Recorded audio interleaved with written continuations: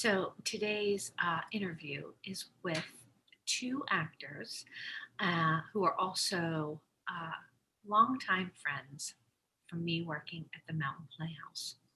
Lisa Biagini is a former dancer and now teaches steps on Broadway. And Sal Biagini, her husband, is also an actor. They met doing a show together, but Sal has an interesting sideline business as an actor he's going to tell you about. They also have a son, Matt, who's unable to join us today, who is also an actor. It's generation after generation of amazing talent. I was fortunate enough to meet Sal in 1994 at the Mountain Playhouse doing the show Play It Again, Sam. So they'll be joining us today and talking about their experiences, and I'm excited for you to meet them.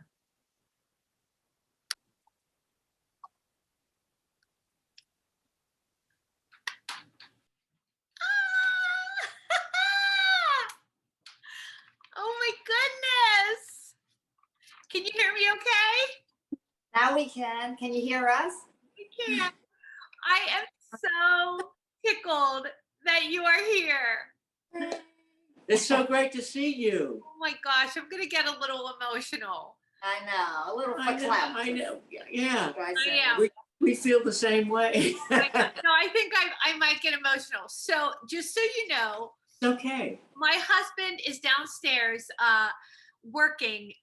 Everything got kerfuffled today. So I don't know if he'll be able to join us, but I'm here and I share these interviews with our students at the Pittsburgh Creative and Performing Arts School, like sort of like a way for them to learn about other actors that I admire. And I have to say, oh my gosh, I'm totally going to start crying.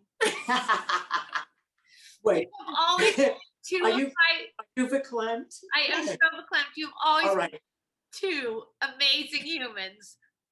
Oh.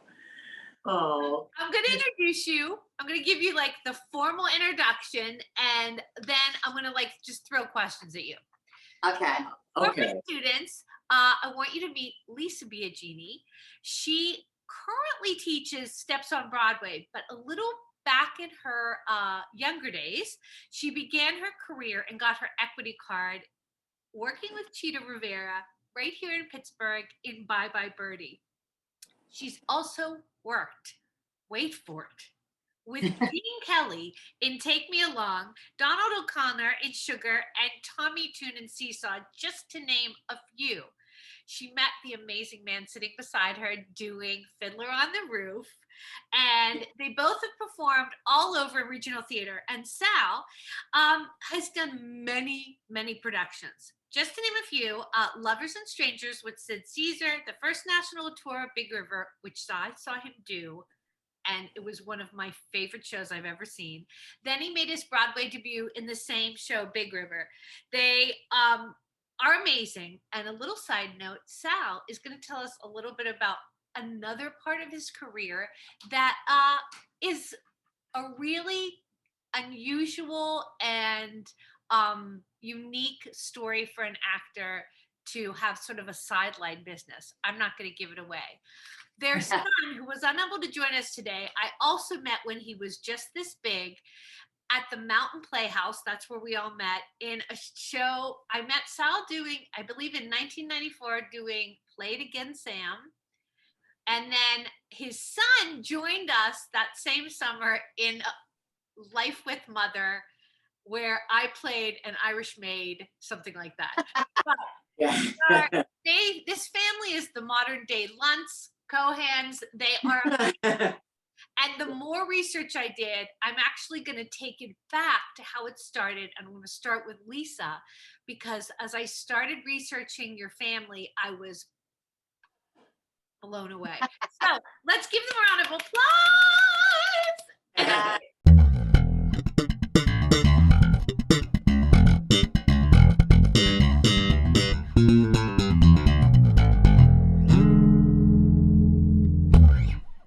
I'm going to jump in.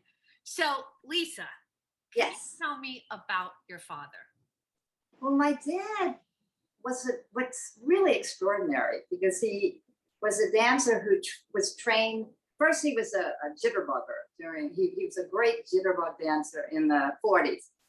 And he was in the Navy during World War II, was not deployed, but came back on the GI Bill and studied ballet with my mother kind of saying, you need more technique. And then he became a choreographer. He had his own early television show in New Orleans and taught. But he also, during the summers, 6 summers alone in Pittsburgh, he would choreograph, he would dance, he just was such a font of creativity at all times. He would design costumes.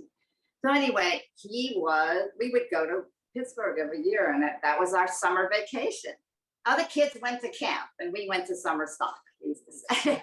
And Amazing. when they needed kids, they'd say, get Tony's kids out there. So we did Showboat, we did King and I did a little speaking role in Most Happy Fella. I was 10 or 11. So it was like being a fly on the wall as a kid. Mr. Weimertal, who was the producer of CLO then, it was at Civic Arena, you know, the big hockey. Yeah. And Yeah. to open the roof. Yeah, it would open, the dome would be open. It was a marvel. Yeah. So at intermission on pretty nights, we'd watch it. And they gave us a pass because they were 2 kids, Tony's kids. When he came for a half hour, bring the kids, they can find an empty seat. So we saw like every show, you know, and we learned so much. This year is the Civic Light Opera's 75th anniversary. Of course, it's amazing. And they are, because of COVID and everything, they're doing shows outside again. That like they started originally in the park. So it's little full circle. They're doing them at Heinz Field, which is the Pittsburgh Steelers football field. Oh, right. And, when I read the list of shows that you and your dad were in, I was like, oh. He worked with everybody there. It was amazing. And what was great about it is I remember being tiny and he would bring us to the dress tech as well. And they would ply us with Hershey bars and Coke. So we'd stay up all night and I would sit in the back because it was such a huge theater. They didn't know we were there, you know, really. Yeah. They didn't mind. And I remember watching Michael Vanna, who was choreographing his first show. It was his West Side Story, and watching him work with Leland Palmer, who was playing Anybody's, and thinking, I want to work with people like that. I want to be her. You know, she was this incredible, fierce dancer. And watching people like Lenore Nemitz, who was in the chorus with my dad. She was his partner at one point in Sweet Charity, which he in '68, and we were like, that girl's gonna be a star. You just kind of knew it. So those kind of experiences in the stars, but also just I fell in love with watching these chorus dancers and So the company. So was he your first teacher, or had you taken from like embryo on, from in utero? Oh. So, and in New Orleans, we have this. I know your husband's a jazz musician. Yeah. You know, this not only tradition, but it's just there. The music is in our blood, and we go to see, you know, Mardi Gras parades, and even babies are like, bump, you know, you feel the music coming from down the 2 streets away in your feet. Oh. So that's where it all came together. My dad. That's where you're like the fire and the bug came from. So Sal, what about you? Do you have family in the business? My dad was a musician. Okay. He dropped out of high school in the 10th grade. You got to realize the time, you know, what the time like then. In Brooklyn, he was born and raised in the Red Hook section of Brooklyn. Nobody finished high school in that, like the people that he knew. And he had an interest in music. And so one thing led to another. He ended up becoming a professional musician. And my dad is old enough to be my grandfather. My dad was born in 1906. Same thing. We probably had this conversation before. Yeah. And so he was pretty young. And I don't know exactly how old he was. He must have been, I don't know, 20, maybe early 20s. And he started as a musician, and then eventually had his own little band or little orchestra, What did he play? saxophone, Oh, alto sax, and clarinet, because it's the same fingering. yeah. So, and he used a stage name.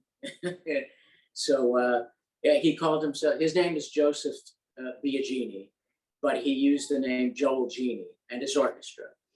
And so he did that starting in sometime in the 1920s. I think it was around the mid-20s.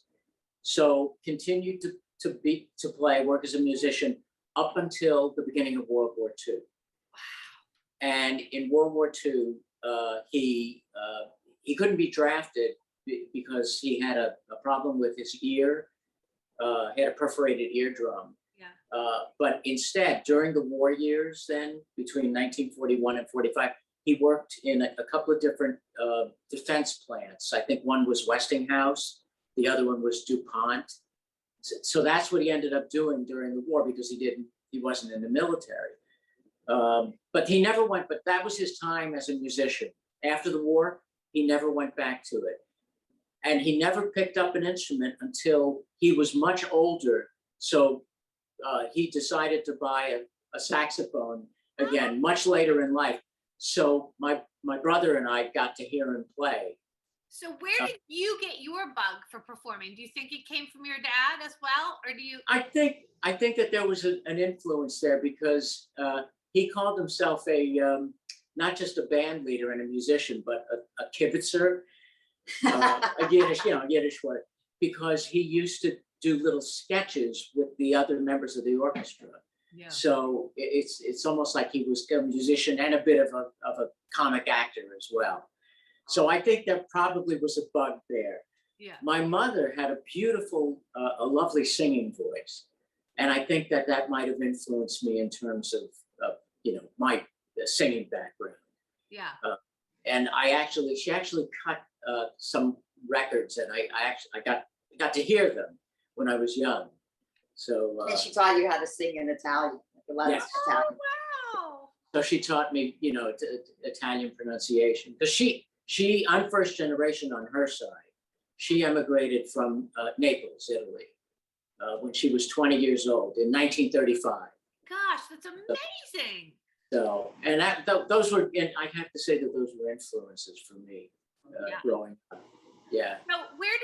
So Lisa got sort of her professional footing at the Pittsburgh Light Opera. What about you? Where do you feel like you got your first taste?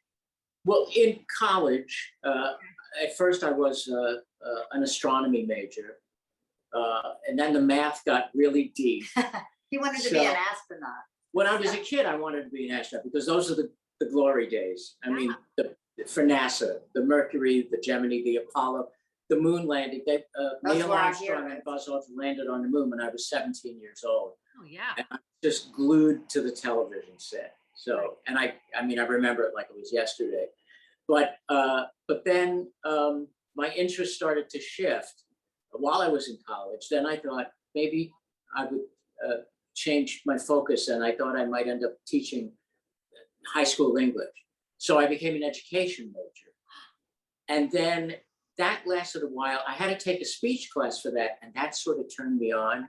So I changed majors again to theater. Yes. Which was it sort of was fitting, but it was still a little out of character for me, because I was so shy as a kid. Well, I felt very shy. That's a normal thing. A lot of performers are actually shy. Yeah. Absolutely. I tell my students that all the time, that it's okay to have that dual, private side and the other side. And actually being shy, the acting or the performing gives you that outlet. Yeah. To share who you are with the world. Well, because you find that once you become enamored with it, and you tap into that creative process, it brings you out of your shell. Yeah. Literally. My mom, I was super shy. I know it's hard to believe. Really?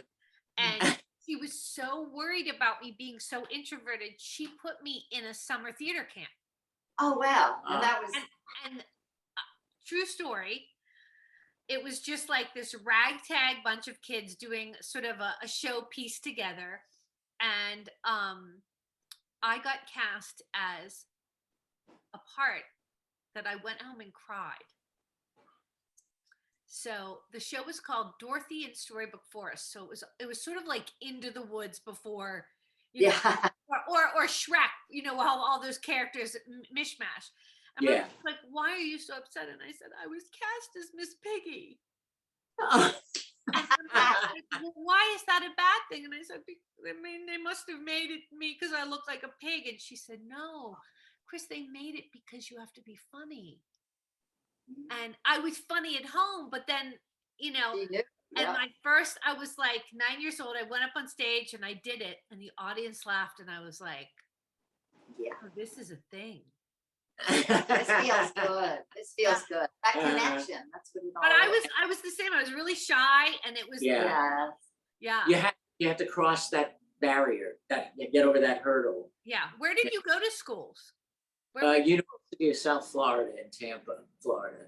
Nice. And did you go, Lisa, for dance training, or was it on? I did not. I was all, you know, I did go to college for a short time, and I had just gotten my equity card when I was 17, and I was like, okay, this is when I'm going to work. So I literally said, I'll go to school later.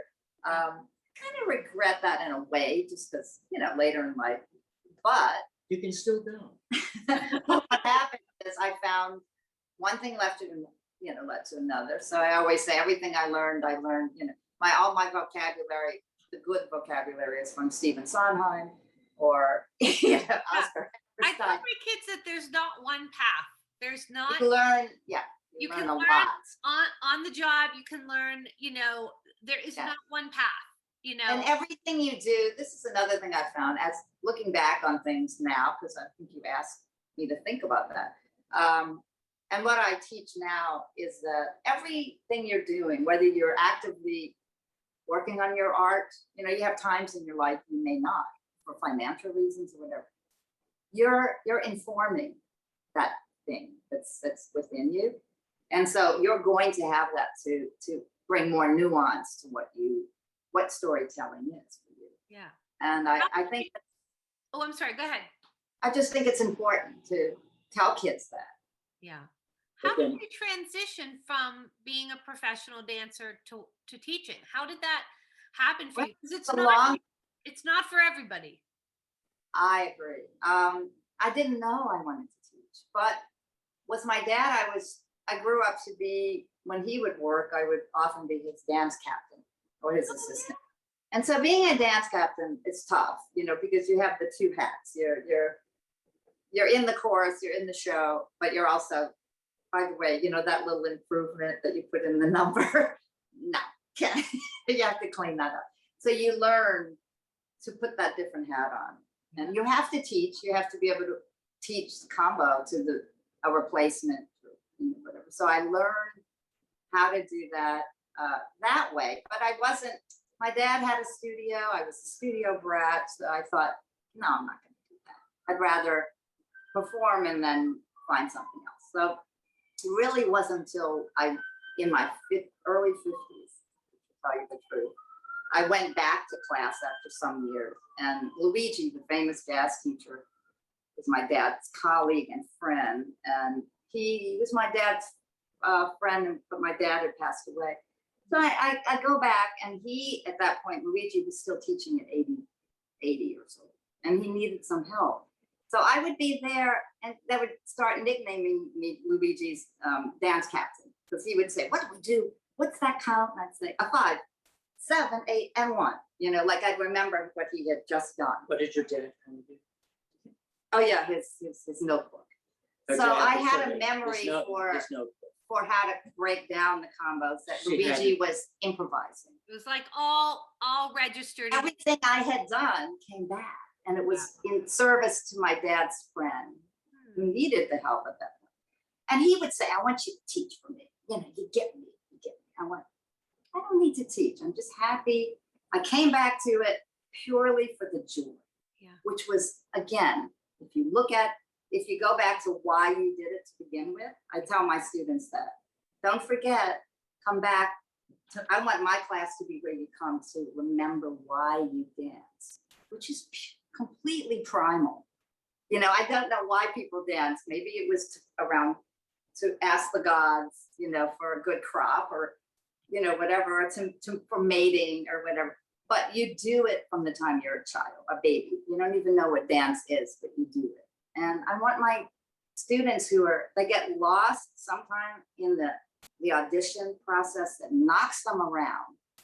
And I say, I want my class to be where you come back, it's safe, express. Don't think of, I'm going to impress. Think of, I'm going to express. Oh. And if you express, then you will impress. Because that's the person you see when you audition with people. I used to audition kids with my dad, dancers, and it was the people who may not know the combo as well as they got.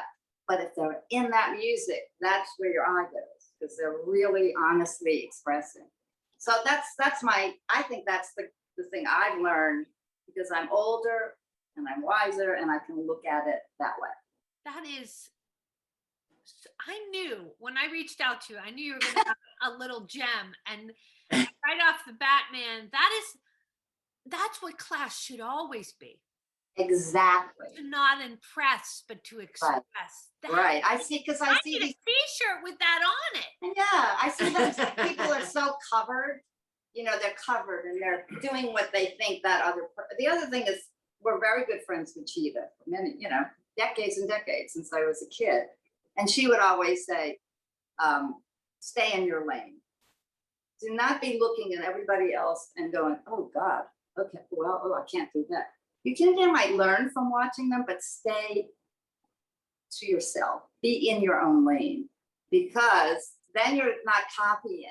It becomes much more personal. You know, one of the big obstacles, wow, you really inspired me, but one of the biggest obstacles, especially during the pandemic when we were online, a lot of the kids, I don't want to perform anymore. I don't want to expose myself. I don't want to get up anymore. I don't feel comfortable anymore. And I kept saying, you know, this is a safe space. You know, this is where we play. This is where we learn. What would you say to kids who, you know, have put their guard up because that little voice in their head, or, you know, self-doubt? What would you say to them about that?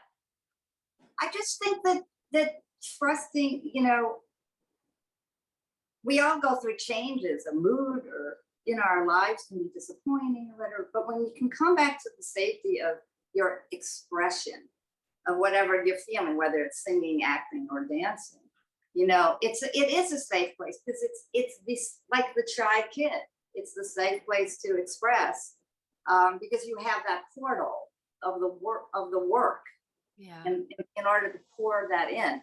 So not to be afraid.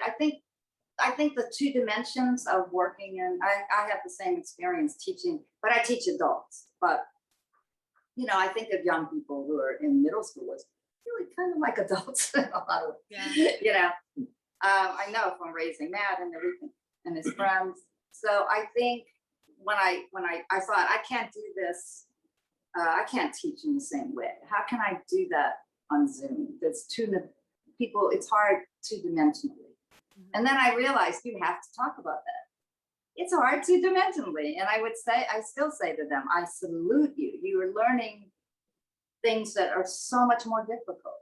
It seems like we're here, but there's still this two-dimension. Yeah, boy. You know, and so I think that you encourage them to know that the connection is still so worth it, and not to be too afraid to. That's amazing. The connection is, it's always worth it. And so I have so many questions, but I guess, Sal, I'm going to ask you, like, what would you tell your younger self when you face disappointment or rejection? What advice would you go back and give yourself, knowing that throughout your career, it's going to be a roller coaster? Stay out of show business. No, I'm kidding. I'm kidding. I'm joking. That's a joke. No, I would say, well, I would tell my younger self, put it in perspective. In other words, don't look at it in a surface sort of way. Look beyond that and realize that in the grand scheme of things, it's like if you get a disappointment, because if I was in college, I was used to getting cast. And it was safe, it was a safe bubble that everybody was in the theater department. Then coming into the real world after college, I actually had an offer to go to grad school and I turned it down. Neil Kenyon was the managing director, I think, at the Oslo Theater in Sarasota, Florida. Yeah. And I had just graduated from college, and I'd done Summerstock. He was one of the directors, along with Howard Millman. And he had all these leads, and got those laughs you were talking about. Yeah. So anyway, long story short, I decided, well, if I want to go to grad school, I think I'll put it off. I want to go to work, and everything, it was great because like right out of the gate after school, I was rewarded with work. And the first time that I got a disappointment of not being cast in something, I felt it was like the end of the world. Yeah. Yeah. And Lisa helped me, actually. We had already met, and she helped me through it. And it was like, oh, so you didn't get the job? Well, come on, let's go to lunch. And it's like, no. I said, no, you don't understand. Well, I don't understand why I didn't get cast in this. Yeah. Said, no, it just wasn't right. That's life in the theater. Let's go to lunch. There'll be another opportunity. You also have to think, you'll make something else happen, and something else will happen. It may not be what you planned to happen. So that brings me to my next question. We have some mutual friends. Janet Dickinson. Yes, of course. And her partner, Doug Reese. They were one of the couples that I interviewed, and they have said something that I have brought up ever since in every interview, which is, how does this relate to you? They said, there's no such thing as a wasted good audition. What do you think about that and informing kids what that means? Absolutely agree. Because everything you do is sort of precursor of everything to come, everything to follow. And everything is a learning experience. And a networking experience. Even if people can remember that and say, he wasn't quite right for that, but he's so good for this. And that happened many times, like with the casting director for Big River. Saw him in many things first. Used to be one of the casting directors at the Public Theater. And I had auditioned a number of times for things at the Public. And I would always get called back, but I never got the job. So then Stanley ended up with Jason Lapadura. It was Soba Lapadura Casting back then. This is back in the 80s. And he remembered me. I went to an open call for Big River because they were casting the first national of Big River. And he was in the room, and he said, what are you doing here? And I said, well, it's an open call, so I wanted to come. He said, but I know who you are. I said, well, I appreciate that. Thank you, Stanley. But I still, I felt like it's an open call. I go to open calls all the time, whether I'm right or wrong. I went to everything. Yeah. And, he said, no, he said, you'll be hearing from us. So I thought, oh, well, that was nice of him to say that. Well, then I got a call back. Yeah. And then after that call back, there was another call back after that. And it was for Daz McAnuff, who directed the original, Big River on Broadway, among many, many, many other things along the way. And I got the job. So, but after many years, literally years, where Stanley got to know me. So that's the thing about, in terms of casting people, you keep putting yourself in front of them. And they can also see if you're growing, if you're trajectory. Because Yeah. if you're not growing, Yes. it doesn't say this is someone. Uh-oh, what's happening to my computer? It was just a momentary glitch, Oh, okay. Chris, on our end. You broke up just a tiny bit. Oh, that was funny. It was like my computer said, "No more." Wait, let me hold on. What's happening? Can you Oh, that's see me? the woods. Pin rename. What? Why won't it get big again? Oh, this is technology for me. This is how it works. Can Yes, you we're see- always. You can see me. We We hear and see you All perfectly. right, I won't even worry about that. It was just a momentary thing. Why, is something showing up on your screen? It's just me. I've lost your beautiful faces, and now I just see me. But But you maybe- hear but- us, and I we hear see you. But ourselves on the we see bottom ourselves corner. in the little inset in the bottom. Okay, I'm going to hide self view and see if that. Oh well. Now that brings me back. Okay, I lost my train of thought, but you were talking about. You can edit this in post. That's the story of my life. Oh, there we are. There we are. Okay, so you were talking about Big River, and I have to say, yeah, it took years. Sometimes it takes years, but Yeah. you showed them. You're like, I'm going to keep working on my craft. I'm going to keep bringing my A game. Yeah. And I say that to my kids. You might audition for the same director a dozen times. Yeah. Or more. Doesn't mean they don't like you because they can't cast you. Yeah. They're storing that in the back of their head. I mean, they're remembering it. And Yeah. Big River came to Pittsburgh on the first national tour, and I begged my parents to see it. I wept through that production. I snot sobbed through it. I loved it so much. I went out and bought the tape and listened to it until I wore it out. Like that's how much I loved it. But I keep saying to them, it's what you invest. It's just keep coming and showing up, and that's And it's hard because sometimes you do have times of discouragement, because of course you're human. It's also, don't beat yourself up if you have disappointment. But then you get up the next day and you say, okay, I'm gonna brush myself off and I'm gonna keep going. Yeah. And look at Janet. I mean, Janet was in the business forever, and she was like the overnight success after how many years? Right. Yours. Yes. Yeah. And because she's I learned so much backstage watching her and Caitlin and all the people that work there, and you, and it was like my first summer, and I was like, they are showing up With their A game in a small town in Pennsylvania. Yeah, and I mean, I was like so green. I was Kermit the Frog. I was so green, but I just remember watching them rehearse and watching them try things, and I thought, I'm really learning so much here. Yes. The other thing to remember is it doesn't matter where you're doing your arts. It's so valuable wherever you're doing it. If you're doing it for like 5 people in a small, tiny theater somewhere, your art means something to you. Oh, And you don't have to have a huge amount of people there or a big paycheck. That's the other thing to remember. There may be times when you're working and it's for the love of it, and it's not. I know that there's all kinds of things about, dealing with money and a career in it. Insurance. Yeah, Sal used to do some roles for insurance. Yeah.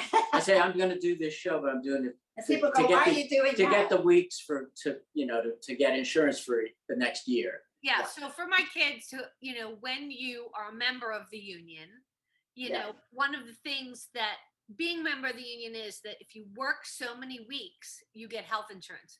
And to them, that probably seems like, why is that a big deal? Well, when you get older, it's everything. Yeah. And it's something that you should strive to want to have. You want to be protected. And that's a valid thing. I mean, Sure. yeah, Yeah. I love what you said. It doesn't matter if you're doing it in a barn or if you're doing it on Broadway. It's still creating, and it's still And it's still a precious thing because you're literally sharing, you're expressing, as I said again, who you are in a way that's hopefully enlightening or educational for others. So, I love that. Like, I love all of these like tidbits that you're throwing, because I think hearing it from people that have been working professionals and transitioned out of performing into teaching, or whatever path you're going to take. Or standing in, as you would. All right. Well, would you like to No, share? what, you know what, Chris, I just wanted to circle back quickly to about Lisa in terms of training. Yes, you know, since she was teeny tiny, it was her dad who was the big influence for her in terms of dance. But Lisa spent time in New York, and she did get to work, train professionally in New York. Yeah. Well, with Phil Black and Luigi. You know, they were both amazing teachers. Although Phil Black, you know, that's another thing. I learned a lot about teaching. The teacher I didn't want to be, because he was known to be he would bully kind you. of tough. He would hit you with his teacher. stick, the bongo stick. He hit it, and if he didn't like something, he'd hit you. And of course, you couldn't get away with that now. You'd be arrested. Yeah. But he was a teacher of many amazing dancers, and a what lot did of rock. I have to ask. I mean, your resume, Lisa, is, I mean, it's like a dancer's dream. So it kind of is, yeah. I mean, but would you also, I don't want to put you in a little box. I would think that you're more of a triple threat. Weren't you more? I'm not a great singer. No. I was lucky. Now, after a certain point in New York, you could not get a job on Broadway if you didn't sing equally well. And that happened after Chorus Line in 1975, around that time. Yeah. You know, before that, they would cast a whole company of just dancers. Yeah. It would be the ladies and gentlemen, the dancers, and then the ensemble singers. Yeah. They would be separate, and you would still have to do everything. And it's an interesting concept now. Now you must, and I tell all my young dancers that I'm teaching, I hope you're in this, you know, with this great singing teacher. Yeah, it's true. You have to be, and I was interviewing another one of my friends, and he said the expectations for young artists are, you know, so much more than what they were for us. Now they want them to play their own instrument. And who needs to hire a band? Create your own videos. And I mean, what's your social? I mean, it's a mammoth task, right? It's just how much of a hyphenate do you have to be, you know? But you know, I think that the kids that are coming up, they're just up to it. They're just so filled with enthusiasm, and all of those technical things aren't scary to them. Right. It is for us. Like when I lost you, I was like, you're gone. Now I'm teaching a hybrid class at Steps. In other words, I have 15 or so people in the studio, and then I have a screen, and I've got people all over the world, like Europe or all over the country, who are Zooming the same class. Yeah, we do that too. It is weird. I will say hybrid teaching is way harder than challenge, because you don't want to feel that you're not giving each side of the class in a way enough attention. Yeah. You want to keep your focus throughout for the whole thing. So I'm learning. So that's amazing. But it's going well. Good. I watched the little clip of you. You were teaching a combination. I think it was a Michael Buble song. Oh yeah, that's the one that was done with one of my classes about 2 The camera work was amazing. Like you could see the camera, but I mean, effortless. And your students look like they were having an effortless time, and it's because of the tone you set. You know? Oh yes, and you know, I have a lot of I call it a lot of old gypsies come to my class too, because I'm not making them. I'm classic jazz. They don't have to roll around on the floor. They're not using. I don't say put on your knee pads. Oh my God, I need that class. So they come just again because they can still dance their hearts out. They're 50 or something, but they did a million shows. One of them did like a bunch of the Twilight Art shows. And they were Rockettes. Yeah. They come because they can get together and just dance their hearts out. And then I have a lot of young people who are just starting, and they're like, I'll see you in 9 months. I got a job on a cruise ship. You know, I'm doing Beauty and the Beast on the cruise ship. And so they're just auditioning, as I said, and they're kind of freaked out. And I'm like, this is your safe place. Nice. So we have this all generational kind of group that just supports each other, you know. I need that class because I know you do. I really do. I'm a mover. Yeah. But you're 100% right that we put expectations on ourselves in classes that are unrealistic, right? Oh, absolutely. I think that's amazing. And there are some classes in New York, you know how competitive they were, you know, and I tell the young kids, don't get intimidated. These girls that have been here for 2 years and not 6 months, you know, and they walk in and they're like, they look at the new girl like, oh yeah, who's that? You know, no, don't let them make you feel bad. You just get in there and do it. That's a great lesson. Yeah. Speaking of hyphenates, I do have to say something else in terms of what Lisa brings to art and craft. She's an amazing acting coach because she always would help me when I was working on developing a role. She was there with me, and she would work with me. I used to laugh because it was kind of like by osmosis being in Pittsburgh and watching every show. We would love it. Like somebody got a big laugh, and then like 2 nights later, they didn't. And I tried to think, what happened? What was different? You know, and I would notice, oh, they moved on that. I am so much like you. Oh, wow, I am so much like you. I was like 10, and I'd go, no, he moved, he pushed, he yelled it too much, you know, whatever, you as a child. But you're seeing that there's a nuance or a difference that just this much tweaking would have made a difference, you know? Oh, it's comedy is so specific. It's so specific, yeah. Yeah, time. and even in terms of if I was working on something comic piece instead of a dramatic piece, she would just fine tune it. I would read, you know, she would read with me, I'd read for her, and she would stop me, said, okay, and she'd pick apart a line or part of a line. Well, you know what it is? It's about rhythm, as you know. Yeah. Like it's about because, and actually that taught me a lot because yeah. There's a musicality even in a non-musical script. It's a sound, there's an intonation, the rhythm, and she would say, okay, well, you're kind of killing your own laugh by saying it that way.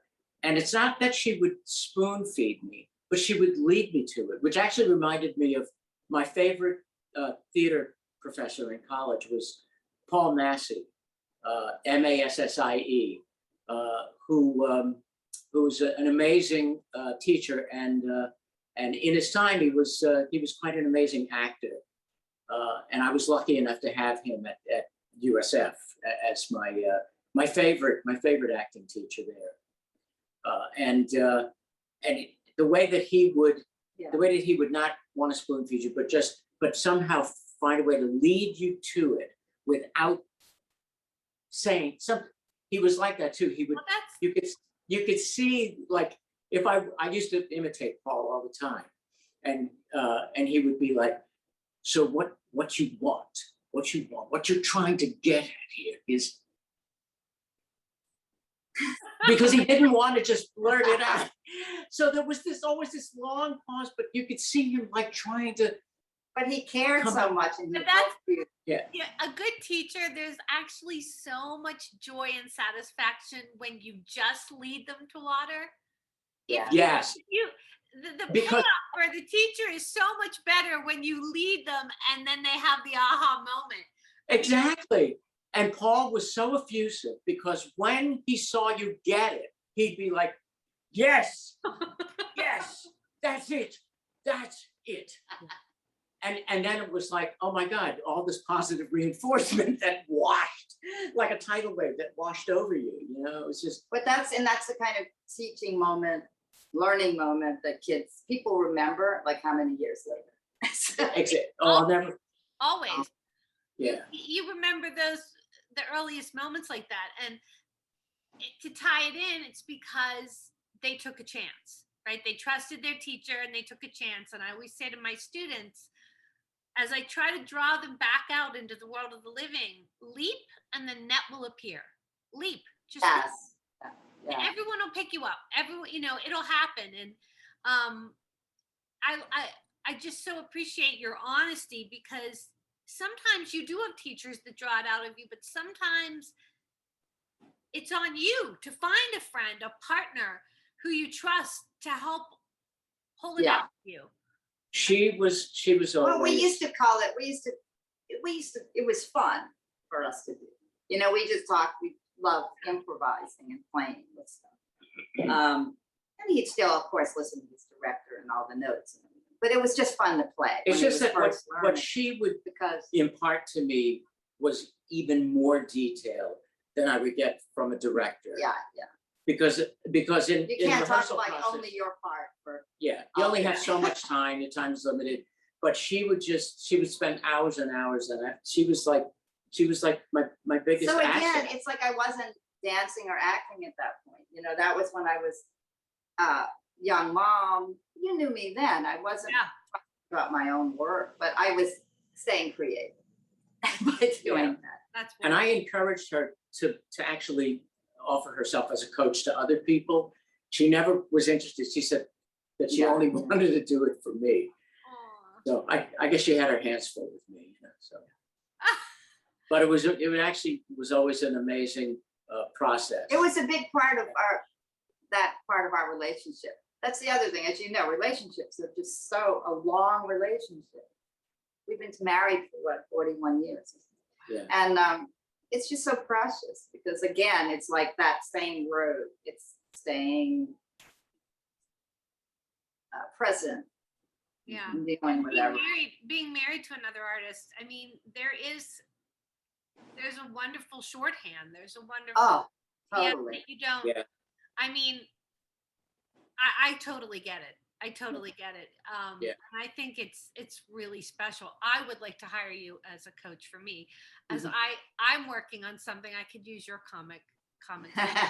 So I'll. No, you're funny. I remember you were very talented, and you were so also, besides being wonderful in the parts. We were laughing about you in Well, Played Against Sam.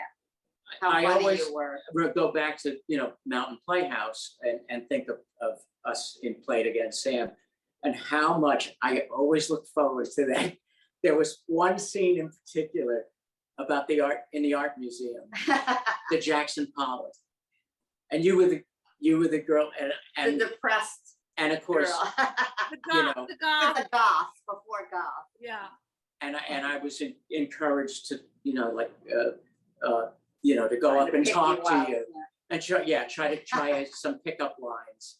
Oh, I was so nervous. I mean, I look back on those days and I remember thinking like, I truly was in awe in everyone I was surrounded with. I mean, I was just trying to be like a sponge and absorb it all, which is another thing I say to my students. Yeah, You were good. That's you were how you great. learn. You were You really have great. to be. You have to be willing to like really soak it all up and absolutely. yeah. Yeah, and also, how old were you then? Like a Well, baby? Like I was like What? 20. early Were you 20s. just out of college? Yeah, just out of You college. just graduated. Yeah. Yeah. And I know that Matt, as an 11-year-old, adored you because Oh. you were so generous with yourself, with playing with the kids. Oh, There were several young boys that were in Yeah. it. And you were, magical. Those were Summerstock is such a magical yeah, experience, which is another thing I say to my kids. If you get an opportunity, take it. no Yeah. matter what part. Take it. It doesn't matter if you're the lead or not. In fact, and it's not until you get older when you realize the most fun is always being in the ensemble. Yeah, because Yeah. it's not all It's on always you. the most fun. You don't have all the pressure of the whole show. You can just have a fabulous fun time. And you say that the magic that you can find doing Summerstock. And I always think back to the first job I had right after I graduated from college was at Jekyll Island Music Oh. Theater in Georgia. And that's where I met Neil Kenyon. Neil, we did 3 musicals in rep. And Howard Millman was one of the directors who, a long time ago, used to be the artistic director of Pittsburgh Public Theater. Then when he left Pittsburgh Public, he went to the Jiva Theater in upstate New York. Then he ended up in Sarasota, Florida. But Magical, one of the shows I did, I played Henry, the old actor, with a lot of makeup and a bald pate. And now you could go back In the to it Fantastics. without any- Fantastics, of I course. don't need- Hilarious. And I remember, because Jekyll Island Music Theater, just a magical place, and sitting backstage waiting for the next entrance, and sitting with my friend who played Mortimer, to my Henry, and just sitting on a clear night with the temperature being just right under the stars. It's like I get Little goosebumps fire, when I little think about it. fireflies. With the fireflies, yeah. And it just was like, this is magic. Yeah. This is just absolutely magical, And listening to El Gallo's monologue, while we were sitting It's gonna backstage. rain. Or, Right. one of Yeah, those. Davis Gaines played Matt, the boy in that, who ended up some years later being the Phantom on Broadway. Yeah. So it's like, I got a chance to work with such wonderful people. Yeah. All along the That's way, the thing really. about theater and any kind of, we're the lucky ones that we have had a chance to do it at all. Because it is it's such a magical way to communicate what you feel, as we said, and just to communicate with your coworkers. There's just something so special about it. I miss that camaraderie, but I find it in the studio with my students. That's You know, so nice. It's like kind of like, oh yeah, that's. I got back into being with a gang of dancers, which is my. That's amazing, because that's the environment you created. So, I mean, that's, It's a family. yeah. But you can. It's something to teach kids. Life is long. There are many different ways your creative life will take, and there are lots of options. Yeah. It doesn't mean you're going to be a star on Broadway. It doesn't mean you're going to be a star in LA. You might be. You might do other things And it within the doesn't, your success as a human is not defined whether you made it to Broadway. right. And I think in a world where kids have so much instant gratification, I keep reminding them, it's the work, Mhm. getting to work, that Yeah. makes you At the end of class, I often say, let's just take a moment, literally, to just say how grateful we have to be that we can dance. yeah. Every day we can be grateful. Be Yeah. grateful. It's a, and sometimes young people, young woman, she's about 25, and she came up with tears of her eyes. She said, I'm so glad I needed to be reminded of that today. Yeah. It's true. So, It's really true. All the other questions I had, you've pretty much answered, because you've really but you didn't talk about his well, side. I wanted you to, because I keep telling the kids there's not one path in the arts, and I thought, your path is diverse, Sal. I mean, you have two very different. I'm putting words in your mouth. You lived two very different artistic lives. Yeah. Absolutely. And I thought maybe that if you wanted to share a little bit about what you got from that other artistic life, it might be inspiring to the kids. Well, because when you're a working actor, you're going to have the in-between times too. And sometimes if it takes a little while to book a job, there's always unemployment compensation if you really can't find work. But then there's also other ways of keeping yourself going in between the gigs, in And it between doesn't have to be the show. a waiter. It can be different things. Yeah, I never waited on tables, but then I always wanted to, if I had an opportunity to just even do background work on a film, on a movie or a TV show. And there was always lots of opportunity for that, which I wouldn't be able to take advantage of if I were in a show. So I did that, and I actually did that quite a lot over a number of years, where in between theater gigs, if I could, get hired to work either. And even like a background- line, like when we did the line with John Candy. Yeah. She- And Yeah. for my kids, Well, we Oh, I was I'm just going to interrupt Ruth. Yeah, For kids. So their Actors Equity is the stage union. But Yes. if you do enough background work, you can join Screen Actors Guild, which is the union for people, television and films. So you probably did enough and were able to join. yes. And then at that time, then you could belong to, at that time it was 3 unions, the Now- Actors Equity, Screen Actors Guild, and AFTRA for television and radio. Right. So I joined all 3 early on. And then I did get I got a little bit of work under AFTRA, but most of the work was under SAG, Screen Actors Guild contract. And, basically being, working on a daily voucher, is what it And was. sometimes you'd get what they call an under 5, which meant under 5 lines. And, if you have under 5 lines, it was a set kind of contract. And Yeah. the money for the day was better than extra. But then it was a step up. Yeah.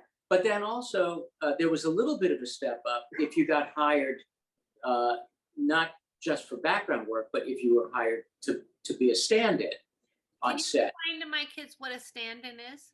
A stand-in is somebody who works with the camera crew, the director of photography, and the electricians, who do the lighting on the set, and the grips, to reproduce what you saw the actors do in rehearsal, so that you knew where they stood, where they moved, when they went from point A to point B to point C to point, et cetera, et cetera.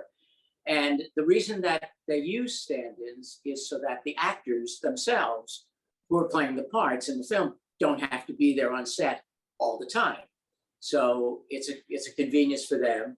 And so stand-ins then become this little niche on a set, where you're actually helping the crew by going through the motions over and over again, however many times it takes. Some setups don't take a long time. Some setups are easy, and you might only have to stand in for minutes at a time. Mhm. Other things, like other scenes, might take hours, literally hours to set up. So When you're there's complex camera moves. So you've learned the actor who's been cast in the roles blocking, yes, and you Yes. are while You the committed to actor's off getting Right. ready, you're preparing. You are in front of the camera, helping the cameras and Yes. the crew yes, set up for the shot. yes. Are you doing the lines of the actor, or sometimes? Sometimes, and that's a call that usually the director makes, because sometimes the director likes to watch the camera rehearsal with the stand-ins, or as they call it on set, second team. First team would be the actors, stand-in, second team. And sometimes the director wants the stand-ins to do the dialogue, so that they have a marker Right. of where in the dialogue Cueing. the camera moves and motion takes place. Mhm. That happens. That's not often the case, but it is sometimes. And I always, as a stand-in, I always like to memorize the lines, or at the very least, be very familiar with them, so that comes in handy. But of course, I look at that whenever I was hired as a stand-in. I always looked at it as if I were the actor Yeah. doing the scene. Because that way And you're try being to- creative. And I try to replicate it as closely as possible. Okay. So that was always Let me pause you there. yeah, That for my students is self-discipline. That is being a self-disciplined artist. That is taking an opportunity and growing from it. What Yes. he's telling you right now is he is using this opportunity to grow as a performer, grow as an artist, and also make himself invaluable in the process. yes. Sorry to interrupt, but the teacher and me needed No, to chime in. You're absolutely right, Chris. Yeah, and I remember someone telling me along the way that who was a longtime stand-in for an actor, actually was Lloyd Catlett, who met Jeff Bridges on a Peter Bogdanovich film called The Last Picture Show in 1971. And they're still working together. Lloyd still works for Jeff since 1971. That's like the longest relationship Yeah, ever. In terms of an actor and his personal stand-in. And Lloyd told me on a movie that I happened to be on called The Fisher King back around 1990. He said, you know what you want to do as a stand-in? You want to make yourself, like you said, Chris, as valuable as possible in whatever shape that takes. Yeah. So you do it as you replicate it as much as possible, and you try to help the crew as much as possible. Because I would always be attuned to what the camera operator needed, what the director of photography, the cinematographer needed, what the gaffer from the guy who was in charge of the electricians lighting a scene, what he or she needed, and what the actor needed, and what the actor would need too, as well. And being an actor, being attuned. He would often read off camera for Robin, with Robin. Well, we didn't. Yeah. Oh, you didn't talk about who it was? Right. Well, okay, so yeah, I don't know if you want to cut to that.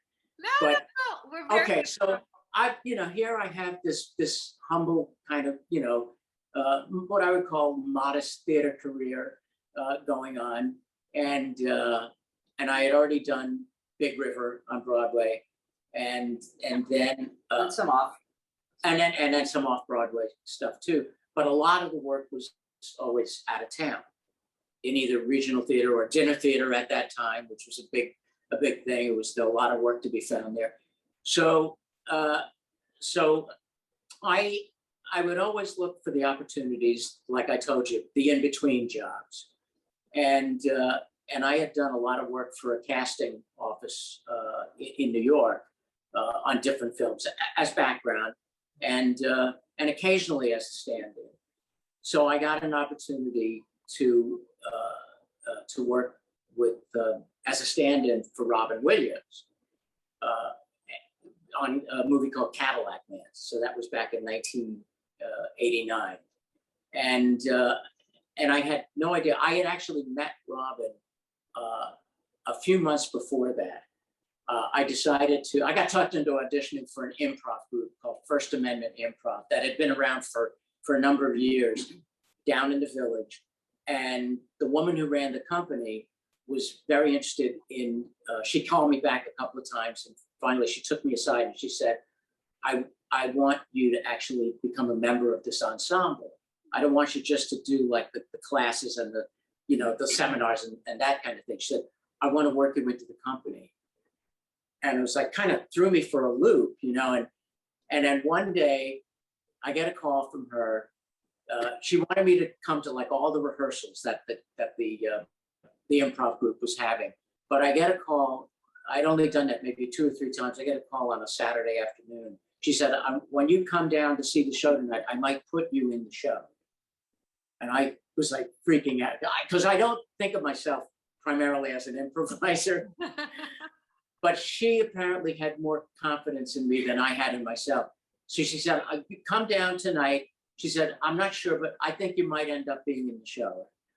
I was like, okay. So with great reluctance, I went down, and I thought I would just maybe get away with just watching the show to continue learning. And when I got there, she said, you're on tonight. And she said, we're missing 2 guys tonight. And so I need you to go in. And I said, well, she said, don't worry, don't freak out. She said, you're going to be fine. And I'm not putting you in everything. I'm only putting you in some of the things. So anyway, long story short, I'm down there, submit the show began. The MC was taking the who, what, where, when suggestions from the audience for the next big sketch coming up. And I see somebody sneaking backstage. I'm like, who's this? Beard, black tooth, and I thought, wow, this guy looks really familiar. And then he gets about 3 or 4 feet away from me, catches a shaft of light from backstage, because I'm waiting in the wings. Yeah. It's Robin Williams. And I think to myself, that's Robin Williams. No, what's going on? This doesn't make sense. And he looks at me and he goes, hey, how you doing? I said, great, how are you? He goes, oh, great. He goes backstage. So I followed him backstage where he met the other members of the company while the MC was still on stage. And I got introduced to him last. And he had a friend who was working in the ensemble. And Linda, this performer, Linda, introduces me. He said, Robin, this is Adam Bryant, my stage name, and Robin Williams. And he's the new guy.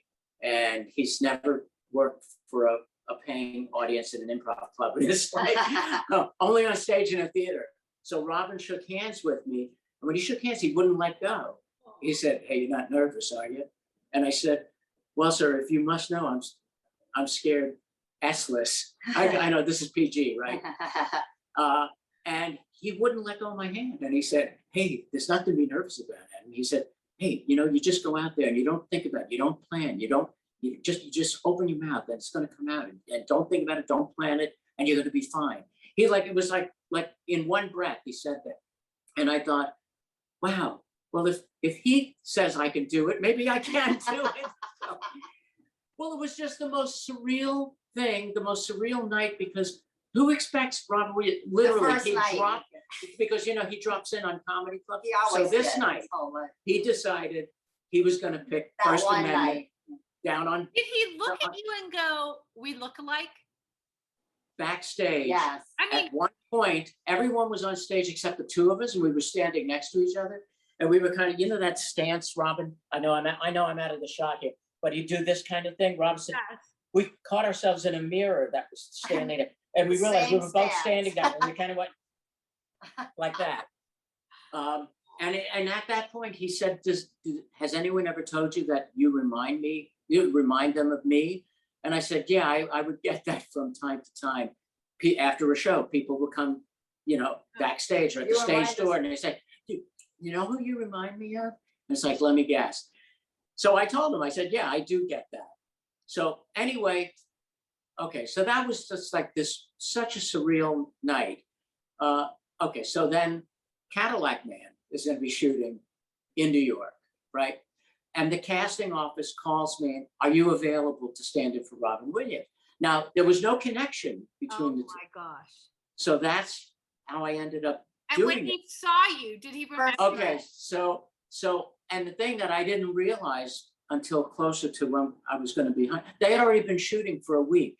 And the first stand-in, they had already hired a stand-in for him. So I wasn't the first choice, but they fired that guy after Why did they fire him? because the cinematographer, there was something that he didn't like about His skin tone or something like, I don't know, So they fired the guy from being a stand-in, but they kept him on to be a stand-in for someone else. Okay. So then they hired another guy, and this was on a Friday, the end of week 1 of shooting. And I said, well, what's going on? He said, well, the second stand-in, they're not really, they don't like him so much. They're not taking to him. He was really obnoxious. Sitting in Robin's he was sitting chair in Robin's chair. You didn't even know him. Well, And so we're gonna. we often talk to our students that the way you behave can affect whether people want to continue to work with you. Yes. Professionalism is so. So I said, oh my God! I said, they're going through standards like it's going out of style. I said, so what do I need to know? What do I need to know? What do you want to tell me? And Judy Fixler, who was the woman at the casting office who hired me, Todd Thaler casting, she said, you just do what you normally would do. You be your professional self, you pay attention, and you do what they ask you to do. And I said, yeah, well, that's a no-brainer, She said, that's all you need to know. She said, don't worry about it. So I thought, gee, if I'm lucky, I might get a week of work out of this. Yeah. And so I showed up on the Monday morning of the following week, and Lou Gould, the first AD, first assistant director, said, let me introduce you to Robin so you can meet him. And I thought, okay. So we find Robin and said, Robin, come here. I want to introduce you. This is Adam. He's going to stand in for you. And I said, hey, Robin, I put my hand out, and he put his hand, he went, I know you. Now, this is some months after the whole improv club thing. And I thought, no, there's no way he'd remember. Right. And I said, no, you wouldn't remember. He goes, the improv club downtown in the Village. And I went, oh my God, you remember? He goes, yeah, you were the new guy that night. I said, oh my God. He said, yeah, I remember how nervous you were. And I said, well, of course you would remember that. He said, yeah, but I remember how great you were that night. Oh, And that's just beautiful. now I sucked that night, okay? That night I sucked big time. But that, I just wanted to, that's Robin. How That was generous Robin. and lovely. Because he had this generosity of spirit, you know, and he made you, you know, I mean, he made you feel good about And yourself. cut to, So, maybe I'll get a week out of that. 25 so he years. said, so that finally he shook hands with me after he pointed at me. He said, I know you. He shook hands. He said, oh, wow. He said, Adam, I'm so glad you're here. And it was like welcoming. And I said, well, I'm happy to be here. And, you know, whatever you need, let me know, whatever you need. And You know, so, when you talk about opportunities where you can learn, I mean, yeah. Oh, you were working alongside or one of, in my opinion, the greatest actors ever. I mean, he was an absolute transformative genius. the once Totally. in a lifetime kind of yeah. performance. And I mean, Generation. when you think about, you know, being able to absorb that kind of experience, I read in one of your interviews that you often had to turn down regional credits because Robin was filming. Yeah. And one of the things that I would ask you is, was that a hard decision to turn down performing on your own, in your own experience for working as a stand-in? Did you feel that was a sacrifice, or was it a trade-off in a different way? It was a little bit of a tug, you know, a little bit of a conflict that I had to think about. But I generally didn't have to think about it that long. Yeah. And the point is that I never said no to Robin. I turned down theater jobs to defer. I always deferred to him. Yeah. And the thing is, I felt that I wanted to be loyal in that way. The other thing too, and also reciprocally, you know, he was, I mean, you don't always find loyalty like that. I mean, over the course of 25 years. Yeah. So They did 36 films together. I mean, that's a lot. 36 films and then a couple of small projects and a sitcom. What are the and if you don't want to answer, I totally get it. But are there any moments where you felt maybe, how do I put this, that you felt like maybe you helped him? Were there any moments where you felt like as you were watching it, you're like, I was a part of that? And if you don't want to answer, I get it. When after working with the crew to set up a shot, I would always think there might be one, possibly two quick things that I could tell him as I stepped out and he stepped in to get ready to shoot. And usually it was something technical. Yeah. It was something physical that I wanted him to be aware of, because I would want to be aware of it as an actor on that given set. It could be that when the grip set up a C-stand with a flag, you know, to cut the light, that the leg of the C-stand maybe was sticking out a little bit. I mean, something little like that. The timing of the camera move sometimes changed while they were setting them. Yeah, you know, there would be adjustments. They realized that after the actors got to rehearse it, and something I could tip him off to, just little things along the way. And I never wanted to overburden him with too much information. The other thing is he would often, for Robin, read other characters when they had been wrapped from off camera. Instead of having the, what they would call the script supervisor read it, where they'd go, yes, I really love you, you know, because they're not actors. And he'd say, Adam, can you do it? Well, the first time. And that was helpful because you knew him so well and he would know the rhythms of how the other actor had done it. Yeah. So I wanted to recreate Yeah. that for him. So as that would close help as him. possible. When they had his close up. The first time that happened was on a movie called Awakenings that Oh. Penny Marshall did. I mean, that movie is probably De Niro got his nose Killer. broken. Killer. So nose what was happened broken. was there was a scene that took place in a lockup ward in the psychiatric hospital where they put like the patients who were being kind of violent. yeah. So they put De Niro in there. And there was a scene where Robin's character, Dr. Sayer, goes in to talk to him about his medication because they were having difficulty adjusting his medication. That's why he was acting kind of strangely. And he goes in the lockup ward and Robin goes to talk to him and De Niro's character, Leonard, doesn't want to hear anything that Robin said. And so at one point, Robin reaches out to grab him and De Niro, he whips around away from him. And what happened was Robin somehow, I'm not sure exactly how it happened, Robin's elbow came up and connected with De Niro's nose and fractured it. And I think he finished the shot, but you could see blood was starting to come out of his nose. And when Penny yelled, cut, okay, we gotta stop now. All right, Bob, what happened? And he was pissed, and Bob was pissed because, he couldn't. So there was a stunt coordinator who came in and tried to figure out, well, let's see if we can figure this out. So they brought in a medic who had to try to stop the bleeding.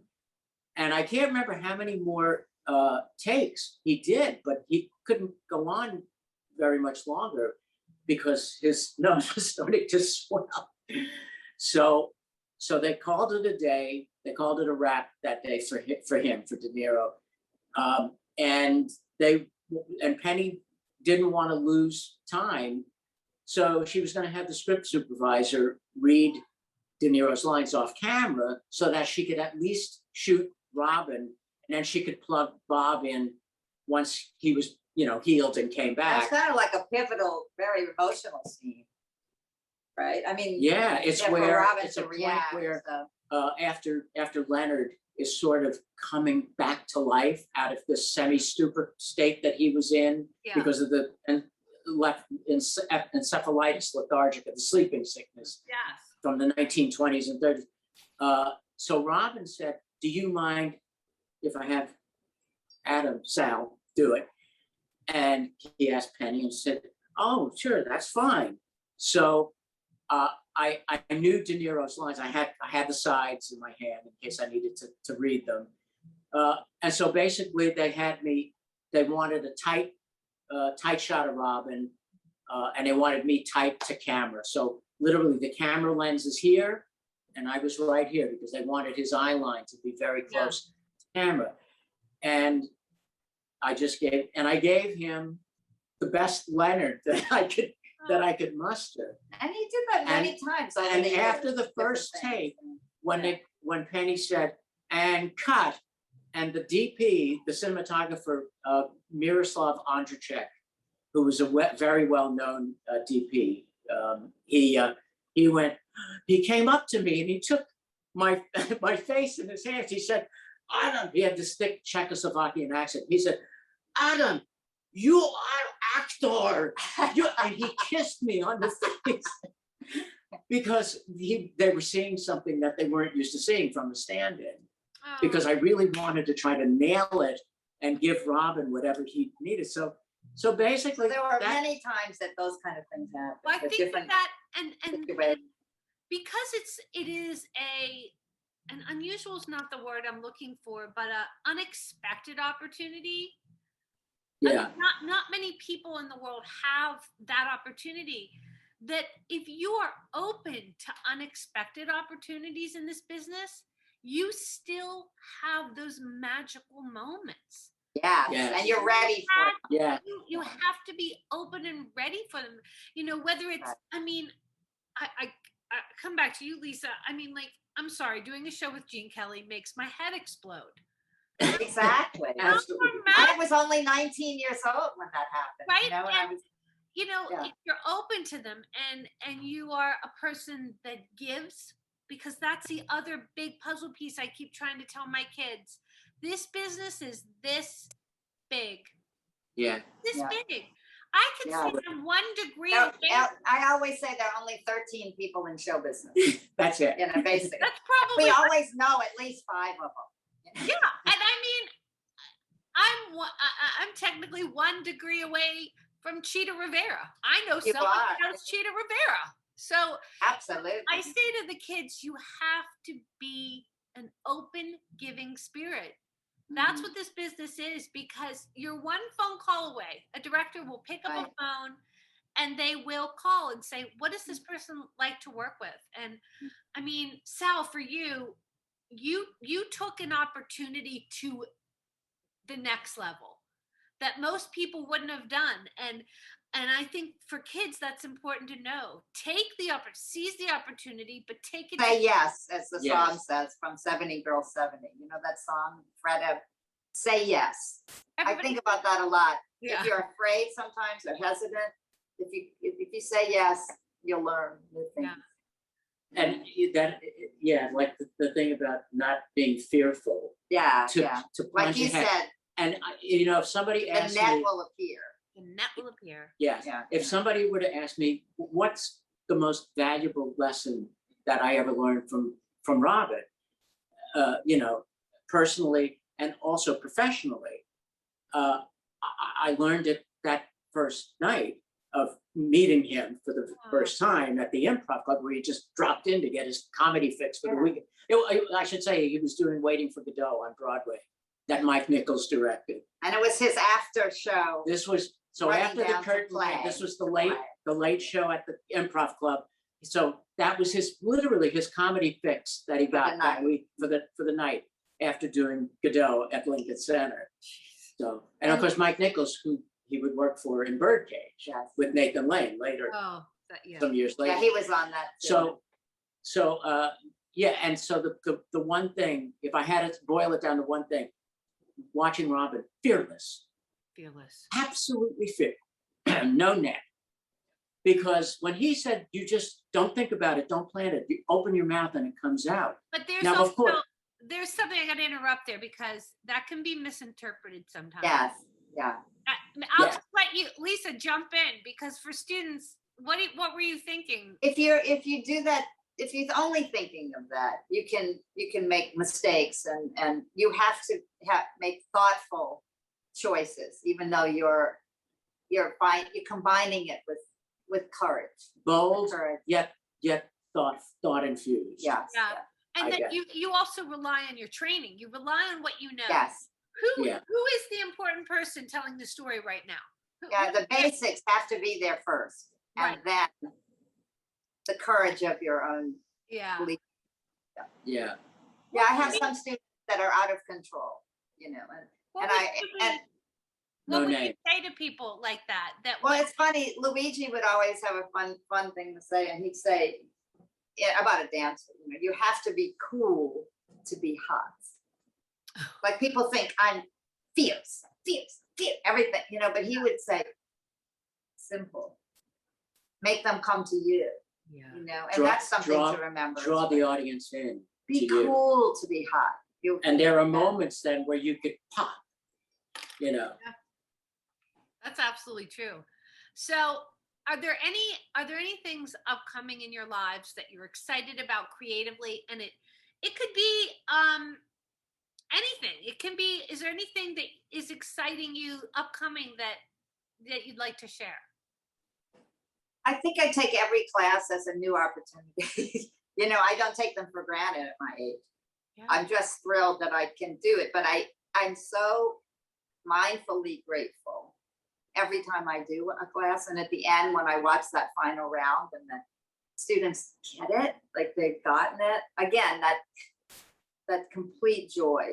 So just finding the next new music I can interpret for them, and then to share that with them. It's basically it. That's a lot. What about you, Sal? Is there anything upcoming that you're excited about? Absolutely nothing. No, I'm kidding again. you know, that lately, what I've been doing, I'm actually looking forward to kind of not knowing what's in the offing right now. Yeah. And of course, coming out of the pandemic, fingers crossed, right? The thing that's been occupying my time lately is working with Lisa with her classes, because the technology. we had to put our heads together. We were so nervous about how we were going to set the whole Zoom classes up via Zoom. From our little one-bedroom apartment. So we put our heads together and realized, okay, so this is our space here in the living room. This is the space that we have to use. But you know, how do we set it up? What angle? How do we do that? How do you move things just enough? We better get a ring light because that's going to come in handy. And how do we make the whole background look white so that my black leotards So we have would be nothing. seen? We have you plain know? walls. We have nothing like you see this, We how have plain not this on our wall is? wall. Do you see part of this wall? You Yeah. see part of the wall of it, and then we said we decided, okay, we need to buy as much space as possible, but it's not like we're going to move the sofa and love seat out. Every time. All we had to do was move the coffee table that this machine, this iPad is set up on. We clear the coffee table, and the coffee table becomes the pedestal. But you know, his Set up the camera. Sal's experience on sets has helped so much. 'Cause So we I'm have thinking, tapes okay, on the so floor. I want to think because of, like a you know, how gaffer. far I can move toward the We camera. put tape marks down. So And then, sound levels always. so we do a sound It took check, us a long time, like incrementally. and we I'm thinking, learned. oh, what else do What we about need to you? know? Same It was thing. the same thing. I mean, Paul was my tech guy, and There we go. but with auditions and stuff, it's the same thing. You have to be in a, you know, I do this in my living room, so I don't care that there's all this tchotchkes behind me. But yeah, I totally. You need a partner to help you. It's You do. valuable. I tell him every time, and I'm still doing online with a different class, only Zoom. And it's interesting on Mondays, and I just say, you know, we're a team, because I wouldn't have probably done it. I don't know if I would have had the courage. Yeah. I would have, you know, Well, but I took two months off, and then my boss at Step said, people were saying, why don't you teach online? And I was like, wow, I don't like to be negative, but I didn't quite see how I could do it online. Yeah. And then she didn't think it'd be. I got kind of talked into trying it. And it's just, again, even at our age, it's a new adventure. And learning, we feel that it's an accomplishment. We've been able to figure it out. It's a big accomplishment. Then I had like people from Moscow taking the class, and from Spain, and from France. At one time, you realize how many time zones were crossed, because People there in were people in California, California was 3 hours Oregon, earlier, yeah. but Spain is 6 hours later, and Moscow, I think, is 8 hours. Yeah, it was like She had one or 10 two people o'clock from at Moscow, night or something. all at the same time. That's amazing. So it's like, you know, all these time zones. And we're all doing the same choreography for my living room. And I'm like, how can that happen? But it just shows you not to say no, right. to try. That's right. And before we tie it up, I just want to say, I noticed that Matt, your son, I mean, first of all, Brown and Yale, that's amazing. The double Ivy, we call it. I'm sorry he's such an underachiever. But I noticed that he's doing a lot of teaching too. Yes, he's Yes. a teaching artist. It's Well, fantastic. Yeah. You know what happened? His training at Yale, obviously, his MFA. He was teaching for a while. He was teaching an acting class at the school that he went to. While the teacher there, who won't leave, of course, she's got a great job, but she was having a baby, so he was able to have that experience. But a lot of the Yale School of Drama alums started this amazing. It's an agency for tutors. Wow. So Tutoring. they actually do a lot of SAT, ACT, the specialized, Yeah. you know, tests for Stuyvesant, which is these specialized high schools. And so he started doing that because they did it, the Yale people, because they can make their time. They can take appointments and then audition, or if you're doing a show, you can do it in your spare time. And he was doing really quite well. It was hurt during the pandemic because a lot of people, he would go to people's houses and teach. Oh, that's so nice. So now he's doing it on Zoom, and a lot of it's come back. And so That's fantastic. And I was looking at his resume. He's done a lot of Shakespeare. Oh, did yeah. Shakespeare with my kids. So I may send Matt a little email next fall and say, why don't you zoom in and watch my kids do Shakespeare? Oh, he'd love it. He loves it. Worked with kids on Shakespearean monologues and things that they, you know, because of course he did that at his school starting in 4th grade. Like that's what we do here. Yeah, we have a Shakespeare contest that goes from 4th through 12th. Yes. We do every year. But I noticed that. I wanted to send my congratulations. I think that's so exciting that he has so many good things happening. Yeah. And the fun thing is with Shakespeare is I think his great lesson was early on to think of it not as something foreign, but just to speak it. Find a way to speak it so it just lays on the brain as making sense. And I think that fear, if you don't start kind of early, that's why I'm glad you're doing that with your kids. You got to start early.